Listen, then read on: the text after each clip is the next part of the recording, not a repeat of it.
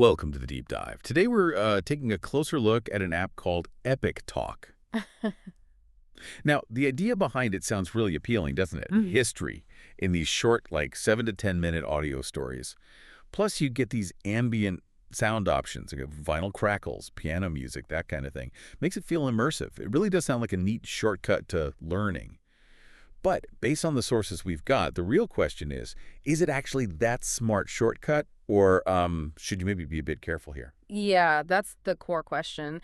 And honestly, the sources pile up pretty quickly with, well, let's call them red flags. We've structured this so you can get a quick sense of whether this thing is trustworthy or not, because frankly, the initial signs are concerning. Okay, let's start with something really fundamental. Basic safety. The biggest immediate worry. This app isn't on the Google Play Store or the Apple App Oh, Store. wow. Okay. So not on the official stores. Why is that such a big deal? Well, it's huge because those stores have vetting processes. They check for basic safety standards, how the app handles your data, payments, things like that.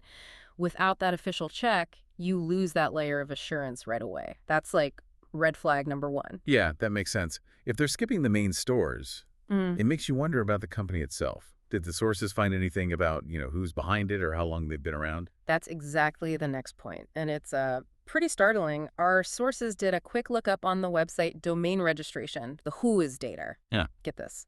The domain was only registered in July 2025. The lie of this year. This year. So we're not just talking about a new company. We're talking about an operation with basically zero history, zero track record. Ah. And that usually connects to the next finding. Really minimal customer support. Okay, so if something goes wrong, say you get charged wrong or the app glitches, what kind of help can you actually get? It's paper thin, really. The only contact listed is an email address. That's it. No phone number, no live chat, nothing for immediate help if there's a problem with billing or, the app just isn't working. Just an email. Yeah. That seems inadequate, especially given the kinds of claims they apparently make. Exactly. Which brings us to those claims. This is where it gets, well, kind of wild. Epictok says it's trusted by over 1 million history lovers. A million? For an app that just popped up and isn't even in the main stores, how? Right, and it doesn't stop there. They claim to have the best knowledge of 2025, Yeah. and even call themselves the top leadership app of 2025. The year isn't even over. How can they be the top app already? Did the sources find any proof of these claims, like awards, user testimonials, anything? Absolutely nothing verifiable. Zero proof. No awards mentioned anywhere credible. No screenshots from independent sources confirming these numbers or accolades. They're basically just asking you to take their word for these really extravagant statements. Okay, so big claims, little proof, minimal support, brand new domain. What about actual users? What are people saying who've tried to use it? I saw something about Trustpilot. Yeah, Trustpilot has a mixed score, around 3.4 stars, but that doesn't tell the whole story. When you look at places like their Facebook page where people leave more detailed comments, the picture gets much darker. Darker how? What specific things are people running into?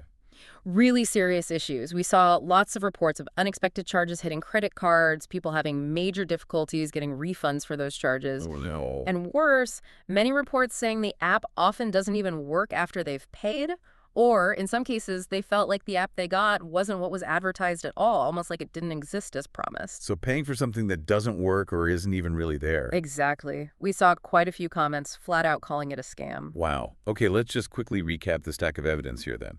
We've got no presence on official app stores, a website domain registered just months ago, practically non-existent customer support beyond a single email. Then add completely unverified, frankly over-the-top marketing claims about user numbers and being the best. And finally, widespread specific user reports about unexpected charges, refund nightmares, and the service often not even functioning. So the advice from the sources seems pretty clear then. Unified and clear. Be extremely careful. Honestly, given all these fundamental issues, especially the financial complaints, the safest advice seems to be just stay away for now. Right.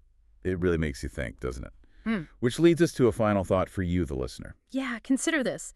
If a company puts a lot of effort into the story, the cool audio, the nice ambient sounds, the narrative, but skips the absolute basics, things like safety checks, proper distribution channels, actual customer support when things go wrong, what does that signal about their real priorities? It's a good reminder to always look critically at what's missing, not just what's being presented, when you're checking out a new service.